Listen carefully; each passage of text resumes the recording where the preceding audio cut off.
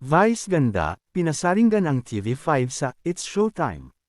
Umani ng matinding reaksyon sa social media ang naging pahayag ni Vice ganda sa isang segment ng It's Showtime matapos nitong banggitin ang kantang, "Anong nangyari sa ating dalawa," na agad sinabayan ng linyang by ABS-CBN TV5. Para sa maraming manunood, tila hindi ito simpleng biro lamang kundi isang malinaw na patama. Makikita sa eksena na seryoso muna ang tono ni Vice habang ipinapakilala ang kanta, dahilan para lalong maging kapansin-pansin ang biglang pagsingit ng pangalan ng mga boss ng TV network.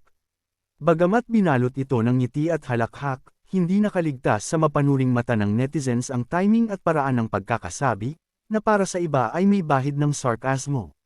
Mas lalong yumangay ang usap-usapan nang idagdag pa ni Vice ang linyang, "May bagong version, anong nangyari sa ating dalawa" by Sir Carlo and Manny, na agad inugnay ng mga netizen sa mga kilalang personalidad at sa umano'y komplikadong relasyon sa kanilang network. Para sa ilan, ito raw ay patungkol sa biglaang pagkalas sa kontrata ng kapamilya sa TV5. Sa social media, hati ang opinyon ng publiko. May mga nagsasabing natural lang kay Vice ang ganitong klase ng banat, isang trademark na humor na may halong katotohanan. Ngunit may iba rin na naniniwalang hindi ito nagkataon lamang at may mensaheng nais iparating tungkol sa naging estado ng relasyon ng ABS-CBN at TV5.